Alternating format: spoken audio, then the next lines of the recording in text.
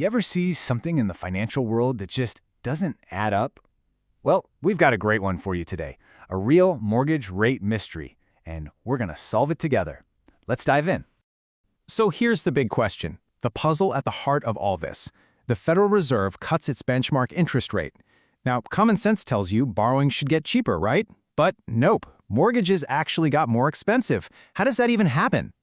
All right, let's really break down this contradiction. Because, it's a perfect example of the Fed doing one thing and the market doing the exact opposite. And here it is, plain and simple. On one hand, the Fed makes a move designed to make borrowing easier, to kind of spur the economy. And on the other hand, you have the market's reaction. The rate on a 30-year mortgage, probably the biggest loan you'll ever take out, went up. It's totally counterintuitive. And we're not talking about a tiny little bump either. The average rate for a 30-year fixed-rate mortgage climbed up to 6.38%.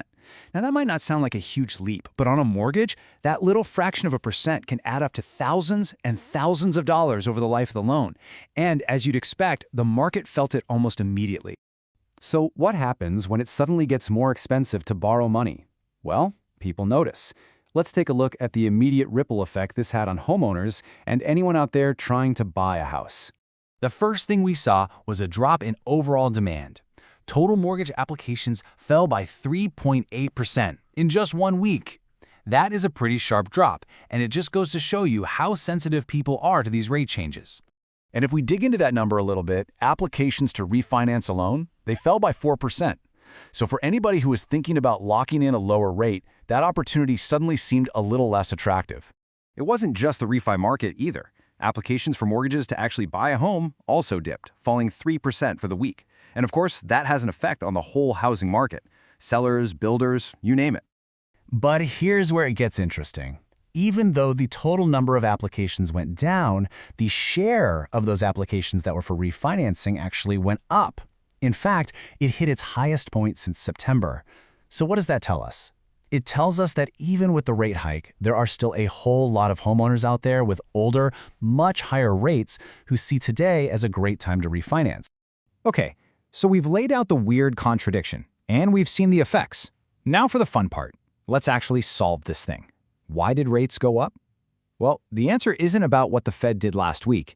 It's about what everyone thinks they're going to do next. And this is the absolute key to understanding all of this. See, the Fed doesn't just snap its fingers and set mortgage rates. Those rates are actually tied to what happens in the bond market. And the bond market is all about predicting the future. Investors are basically playing a giant game of chess, trying to think 3 or 4 moves ahead of the economy. Mike Fratantoni, who's the chief economist over at the Mortgage Bankers Association, just nailed it with this quote. He said that when the Fed made its announcement, investors weren't just hearing about the rate cut. They were reading between the lines. And what they heard was a signal that this whole cycle of cutting rates might be coming to an end. So they started pricing that future in today, and boom, mortgage rates went up. Now, that weekly drop in applications we just talked about, it can feel a little scary. But with anything in finance, context is everything. So let's zoom out for a second and look at the bigger picture. Okay, check this out. That 4% weekly drop seems like a big deal, right? But what happens when you compare it to the exact same week last year? Refinance applications are up by a staggering 86%. 86. That just paints a completely different story, doesn't it? So why that huge 86% jump? Well, it's all about where we've been. A year ago, rates were even higher than they are now. And if you go back 2 years, a lot of people were locking in mortgages well over 7%. So for all those homeowners, today's rate, even at 6.38%, looks like an amazing deal. It's a chance to save a ton of money every single month. And the good news isn't limited to refinancing. Applications to buy a home, yeah, they were down for the week. But compared to last year, they're still up 13%. That points to some real underlying strength in demand in the housing market that's still chugging along. So if the market is always looking ahead, what's it looking for now?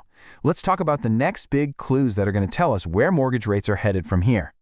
Right now, there are 2 major pieces of data on every investor's radar. First, you've got the latest employment numbers, which tell us how healthy the economy is. But the real main event, the one everyone is holding their breath for, is the next big government report on inflation. Matthew Graham from Mortgage News Daily put it perfectly. He called this the heaviest hitting monthly report. And that's because inflation is the other critical piece of the puzzle that the Fed is trying to solve. The numbers in this next report could seriously move the needle on interest rates. And that really leaves us with this final question. We just saw a week of really confusing signals, a little bit of market jitters, but with what might be the most important inflation data of the month just around the corner, you have to wonder, was this just the calm before a much bigger storm?